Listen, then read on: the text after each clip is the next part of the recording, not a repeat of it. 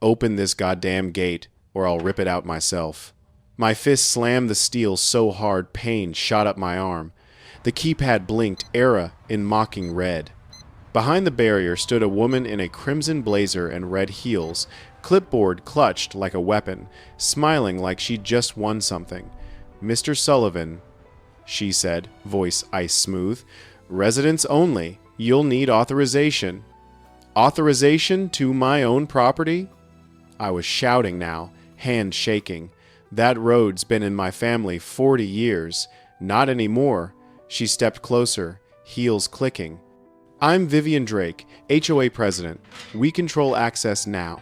You can apply for guest privileges, background check, annual fee." I grabbed the gate with both hands, rattling it. "You can't block public access. This is private property, Mr. Sullivan. I suggest you calm down before I call the police for threatening behavior." A car pulled up behind me, another resident. They punched a code. The gate swung open smoothly. Vivian walked through without looking back, red heels clicking on asphalt that connected my uncle's cabin to civilization. The gate clanged shut. That sound, metallic, final, deliberate, burned into my brain. I sat in my truck, engine idling, watching her disappear. 48 years old, licensed architect. Built half of Portland's waterfront, and I'd just been locked out of my own land by a woman with a clipboard. But here's what she didn't know. I'd spent 20 years reading property surveys for a living. I understood easements better than most lawyers. And something about that gate, the way it stood there, brand new and arrogant, told me she'd made a very expensive mistake. I drove straight to Multnomah County Recorder's office. If Vivian Drake wanted war, I'd fight. But not with fists. With 50-year-old maps and laws she'd never bothered to read. My name is Michael Sullivan. When Uncle Raymond died in 2019, I inherited 40 acres of Douglas fir forest in Oregon, beautiful land with a small A-frame cabin and one road in Timber Trail Lane. That road was county maintained in the 80s. Budget cuts killed that in 94. A developer built Cascade Ridge Estates and agreed to maintain the road for their HOA. Uncle Ray had an informal deal. He'd use the road, help with maintenance, everyone stayed friendly. I kept that arrangement for 6 years, visited twice a month, paid my taxes, stayed quiet, until Vivian Drake became president. Within 6 months, she'd installed speed bumps, cameras, and sent me a letter demanding $200 annual usage permits. I emailed back explaining I had an easement. She never responded. Then she built the gate. The morning after our confrontation, I met Rebecca Chen, property attorney I'd worked with before. Sharp. Relentless. "Michael," she said, spreading county maps across her desk. "If there's an easement, they can't block you, but we need to prove it exists." We spent 2 days digging through files, survey plats from the 72nds, deed transfers, old highway memos. Hour 6, Rebecca found it. "Michael," her voice went quiet, "the easement's still active. Transferred to adjacent owners when the county abandoned the road." Meaning you own that section of road, the part where their gate stands." My stomach dropped. "You're serious." She showed me the 1,985 survey map, faded pencil lines proving the easement belonged to my uncle's parcel, which meant it belonged to me. "They didn't just block your access," Rebecca said, grinning. "They built their gate on your property." I stared at the map. "Can I charge them rent?" "You can do better than that. You can make them remove it, or pay you to keep it there." We filed a cease and desist immediately. Certified mail. Return receipt. Vivian called 3 days later, voice sharp as broken glass. "Mr. Sullivan, your letter is absurd. We've maintained that road for 30 years. Adverse possession gives us legal claim, not over an active easement," I said calmly. "The law's clear. Gate's on my land. You have 30 days to remove it, or I file for court enforcement." Silence. Then, "You're bluffing. Check your mailbox. The paperwork's arriving today." She hung up. But here's what I didn't know. Vivian wasn't just stubborn. She was desperate. Because 2 weeks before I inherited that cabin, Vivian's husband had left her, cleaned out their joint accounts, filed for divorce, citing obsessive control issues. She'd lost her marriage, her savings, her sense of safety. The HOA presidency was all she had left, her last fortress of control in a life that felt like it was crumbling.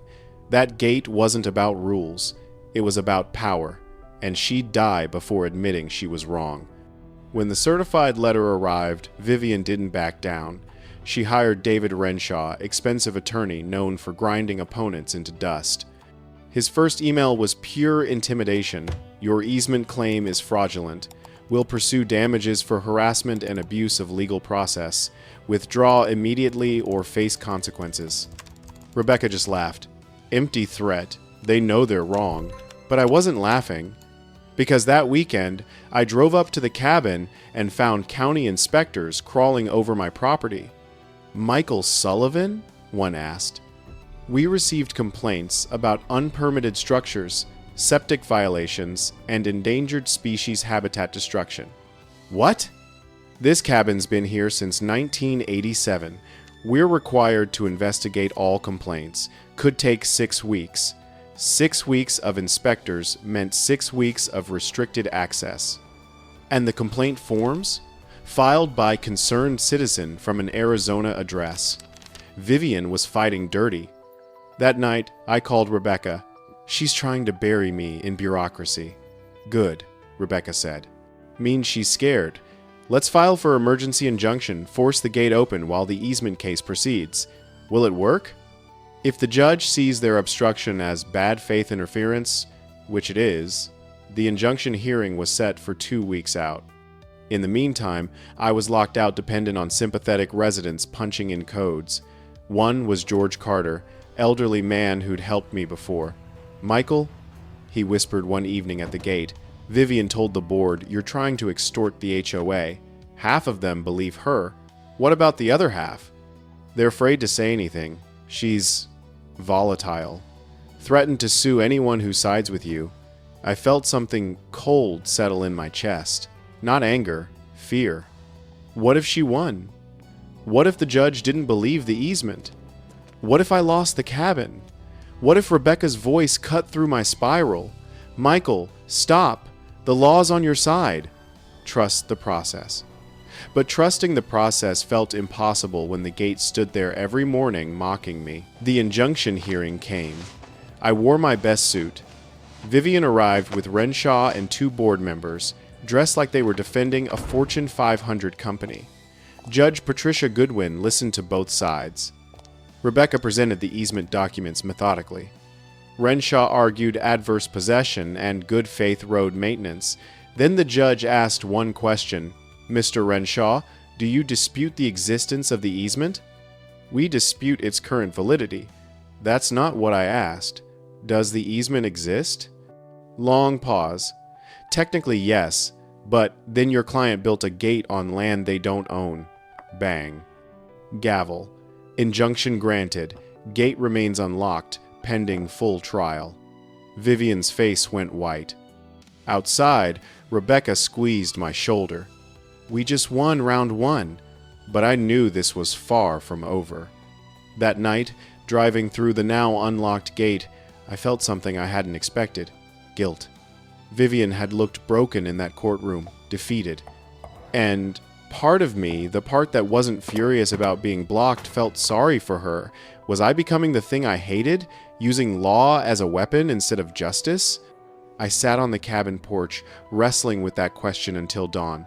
The full trial was set for December, 6 months away. 6 months of legal limbo where anything could happen. In that time, Vivian escalated in ways I never imagined, not because she was evil, but because she was drowning. What I didn't know then, what I'd only learned later from George Carter, was that Vivian's whole life had collapsed in the 2 months before I inherited that cabin. Her husband Richard had filed for divorce after 23 years. Not quietly. He'd documented years of what the lawyers called controlling and obsessive behavior, tracking his location, monitoring his emails, demanding he report every expenditure over $20. The divorce settlement cleaned her out. Richard got the house in Lake Oswego, half the retirement accounts, and sole custody of their teenage daughter. Vivian got a mediocre condo in Cascade Ridge and a court-mandated therapy requirement she never attended. The HOA presidency wasn't just her hobby, it was her entire identity after losing everything else. When I challenged her authority with actual legal documents, I wasn't just threatening a gate. I was threatening the last thing that made her feel like she mattered. That's why she couldn't back down. That's why she fought so hard. And that's why, looking back now, I realize we were never really fighting about a road. We were fighting about control, loss, and what happens when someone who's already drowning grabs onto the nearest lifeboat, even if that lifeboat is made of clipboard authority and illegal gates. But I didn't know any of this in October when things got truly dangerous. After the injunction opened the gate, Vivian's strategy shifted from legal to guerrilla. First came the complaints, not to the HOA, to every county regulatory agency that would listen. Building department, unpermitted cabin modifications, environmental services, illegal septic discharge into watershed, fire marshal, dangerous propane storage near wildfire zone. Each complaint triggered mandatory inspections. Each inspection took weeks. Each delay kept me from using the cabin properly. The building inspector, a tired man named Rodriguez, told me quietly after his third visit, "Mr. Sullivan, I've inspected your property 3 times. Everything's in order. But I'm legally required to investigate every complaint filed. Someone's weaponizing the system against you. Can you tell me who's filing?" "Can't officially, but..." He showed me a complaint form. The handwriting was precise, almost architectural. Very familiar. Form came from an Arizona address. We don't even have jurisdiction over out-of-state complaints. Vivian had moved to Arizona to stay with her sister after the divorce. But she was still waging war from 1,200 miles away. Then came the petition. Reclassified Timber Trail Lane as emergency access only. Read the change.org page she'd created. The description painted me as a predatory landowner, exploiting legal loopholes to extort a community of families. Within a week, it had 847 signatures, mostly from people who'd never heard of Cascade Ridge, drawn in by her sob story about corporate greed, destroying neighborhood values. Rebecca filed a defamation claim, but Vivian just took down the petition and started a new one under a fake name. "She's desperate," Rebecca warned during one of our strategy sessions. "And desperate people do desperate things. Michael, I'm serious. Be careful. Install security cameras. Vary your schedule. Don't go to the cabin alone at night." I should have listened. But here's where my own moral crisis started. Part of me understood what Rebecca meant, and part of me was starting to enjoy the fight. Every time Vivian tried something new, every time she filed a baseless complaint or spread lies online, I'd document it meticulously. Add it to the growing file, watch her dig her own grave deeper. Was I defending my rights? Or was I getting revenge dressed up as legal defense? One night in early October, I sat in my Portland apartment reviewing the case files. Hundreds of pages of documents, all organized chronologically, all proving Vivian was wrong about everything, and I realized something disturbing. I was looking forward to the trial, to watching her lose publicly, to seeing her humiliated in front of the judge. That wasn't justice. That was something darker. I called Rebecca at 11 p.m. "Am I becoming the villain here?" "What?" "Vivian's drowning. Everyone can see it, and I'm just watching, collecting evidence, waiting for her to destroy herself completely." Long silence. Then, "Michael, she built a gate on your property. She's harassing you with fake complaints. She's defaming you online. You're not the villain for defending yourself. But I could end this. I could offer a settlement. Let her save face. Was I really going to destroy her completely over a road?" The answer came 2 weeks later when I discovered she'd hired a private investigator. Not to investigate the easement, to investigate me, my finances, my work history, my personal relationships, looking for anything, tax issues, professional complaints, romantic scandals that could be used to discredit me in court. The investigator's report, which I obtained through my own attorney's discovery process, was thorough and invasive. They'd interviewed former colleagues, pulled public records, even contacted an ex-girlfriend from 5 years ago. The conclusion? Subject appears to have no actionable vulnerabilities. Financially stable, professionally respected, no criminal history or pending lawsuits. In other words, Vivian had spent thousands of dollars trying to find dirt that didn't exist. When Rebecca showed me the report, my sympathy evaporated. She went after my personal life, I said quietly, tried to dig up anything to hurt me. Yes, and found nothing because you're not doing anything wrong. So what do? We win. Completely. And we make sure she can't hurt anyone else like this again. The moral crisis was over. I'd tried to be compassionate. Vivian had responded by hiring someone to destroy me. Now, I'd finish what she started. The trial was scheduled for December 14th. But before we got there, Vivian made her final, desperate move. It started with a phone call at 2:47 a.m. on a Saturday. George Carter, voice shaking, "Michael, you need to come down here right now. Someone destroyed the gate." I threw on clothes and drove the 20 minutes from Portland to Cascade Ridge, hands gripping the steering wheel so tight my knuckles went white. The scene was worse than I imagined. The gate arm had been ripped completely off its hydraulic base, hanging by electrical wires like a severed limb. The keypad housing was smashed open, with what looked like sledgehammer strikes, circuit boards exposed and sparking intermittently. Both security cameras lay on the ground, lenses shattered systematically. And spray paint covered everything, the posts, the sign, even the pavement. Thief, liar, corporate scum. Diana Marshall stood in the middle of the wreckage in her bathrobe and boots, holding her phone. At least 20 residents clustered around in pajamas and jackets, whispering nervously. "Security footage," Diana said, handing me her phone. "You need to see this." The timestamp read 1:53 a.m. The video showed 3 people approaching the gate on foot, wearing hoodies and gloves, but their body language was distinctive. One walked with precise, almost military posture. Another moved hesitantly, clearly uncomfortable. The third kept looking around nervously. They worked systematically.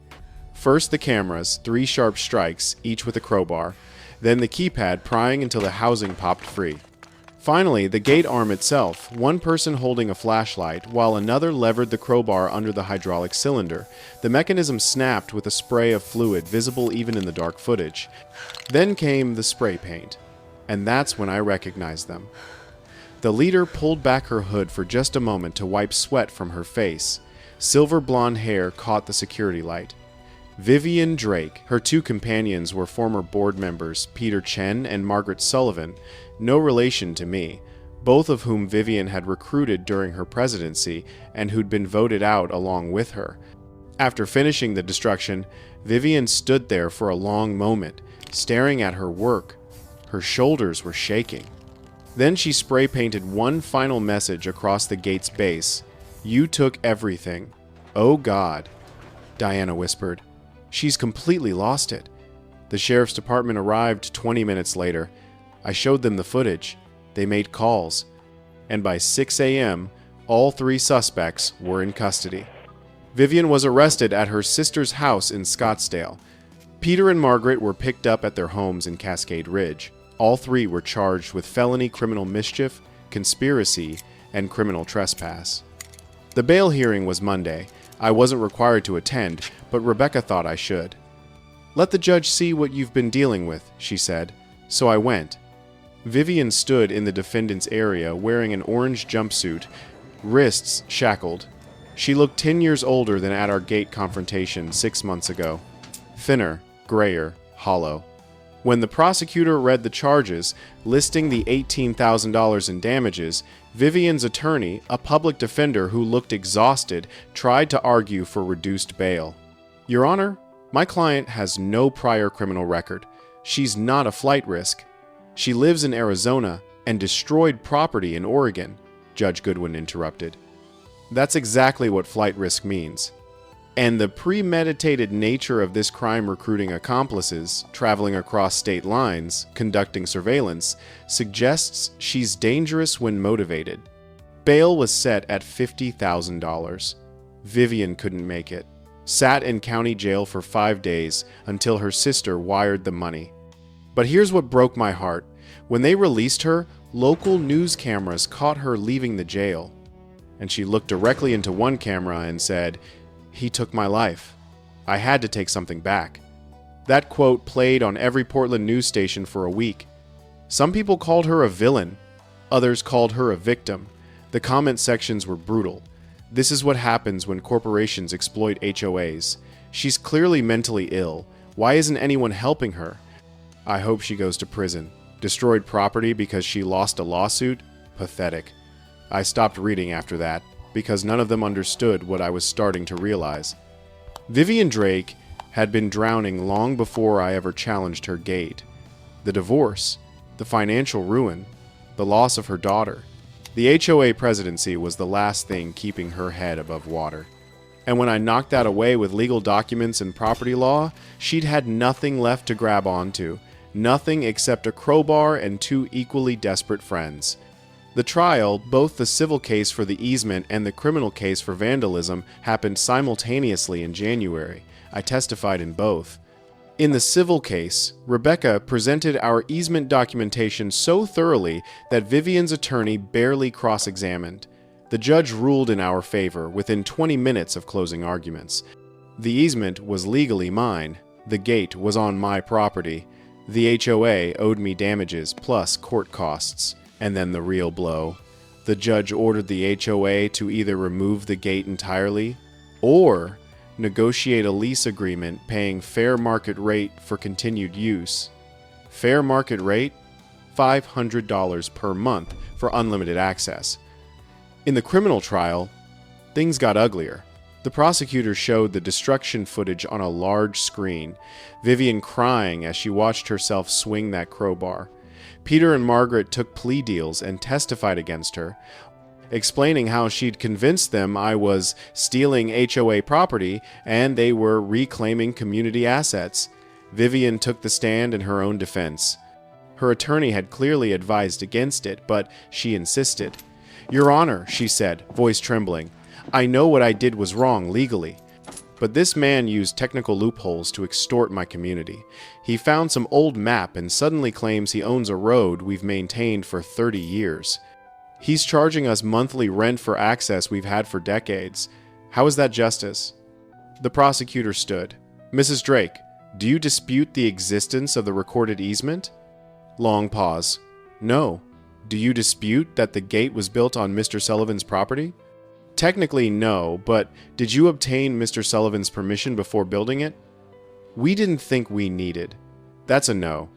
"Did you then organize and participate in the destruction of HOA property worth $18,000 to retaliate against Mr. Sullivan's legal defense of his rights?" Vivian's attorney objected, but the damage was done. The jury took 40 minutes to convict on all counts. Sentencing came 2 weeks later. Vivian stood before Judge Goodwin one final time. "Mrs. Drake," the judge said, "you've caused significant harm to your community, to Mr. Sullivan, and ultimately to yourself. Your actions were premeditated, coordinated, and destructive. However, I also see a woman whose life has collapsed and who made terrible decisions in response to overwhelming stress." She paused. "The court sentences you to 18-month supervised probation, $18,000 restitution, 400 hours community service, mandatory mental health treatment, and a permanent ban from serving on any HOA board in Oregon." Vivian nodded.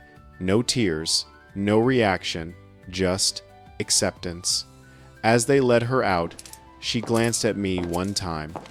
Our eyes met, and I saw something I hadn't expected. Relief. Like she was finally free from whatever had been driving her.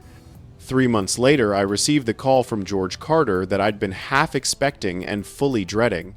"Michael," he said quietly, "Vivian Drake passed away. Stroke. Happened in her sleep at her sister's place. 57 years old. dead from stress, rage, and a brain that couldn't handle the pressure anymore, I sat down heavily. When's the funeral? Private, family only. But, he paused, her attorney sent something to your address. Said Vivian left instructions to deliver it upon her death. The letter arrived 2 days later. I opened it, sitting in my truck outside Rebecca's office, hands shaking. Michael, if you're reading this, I'm dead. Good. I can finally stop being angry. You were right about everything. The easement, the law, the gate. I knew it within a week of building that thing, but I couldn't admit it. You want to know why? It wasn't about the road. 6 weeks before you inherited that cabin, my husband left me.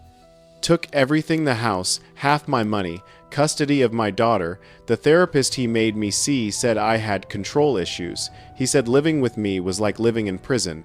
Maybe he was right. The HOA was the only thing I had left. The only place where I still mattered.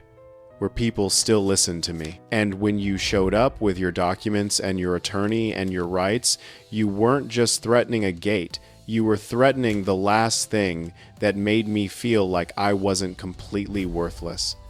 So I fought. And I lost. And I kept fighting because stopping meant admitting that maybe Richard was right. Maybe my daughter was right to stop talking to me.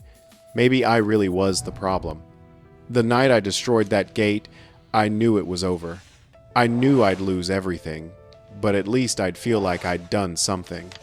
Like I'd had some control, even if it meant going down in flames. I'm not asking for forgiveness. I'm just explaining. You didn't make me into a monster. I was already there, hiding behind clipboards and bylaws. You just held up a mirror and forced me to look. The lease is fair. You won fairly. I lost because I deserved to. I wasted 2 years of my life hating you. 2 years I could have spent rebuilding my relationship with my daughter. 2 years I could have spent in actual therapy instead of pretending I was fine. That's not your fault. That's mine. If anyone reads this, and I hope they do, learn from my mistake, you can't control your way out of pain. You can't build gates around your heart and expect people to pay rent for entry. Eventually, you'll be alone inside your fortress, dying of thirst because you locked out everyone who might have brought water. I hope you found peace, Michael. I never did. Vivian Drake P.S. I was wrong about everything, but I was especially wrong about you. You're not the villain. You're just a man who wanted to visit his cabin. I'm sorry I made that so hard.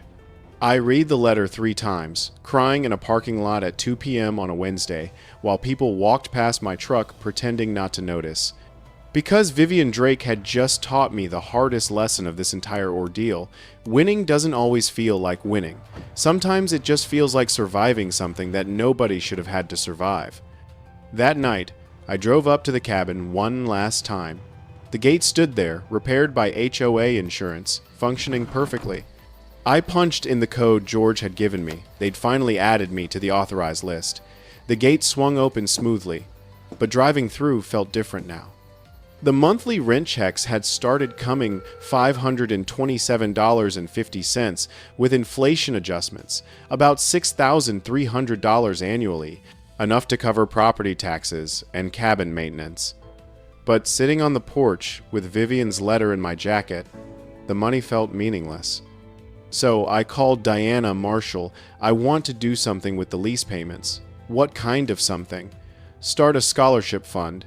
Use the rent money to send kids to college. Turn this whole nightmare into something useful. Long pause. That's... Michael, that's beautiful. And I want to name it after Vivian. You're serious?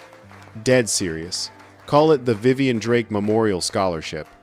Let it teach people about property law, documentation, and why rules matter, but also about the cost of letting control consume you. Within 3 months, the Cascade Ridge Community Fund existed. My $6,300 annually funded 2 $3,000 scholarships for graduating high school seniors living in the development. The first award ceremony happened in May. George Carter's granddaughter received one. The plaque read, Vivian Drake Memorial Scholarship. Established 2025 inches memory of lessons learned the hard way.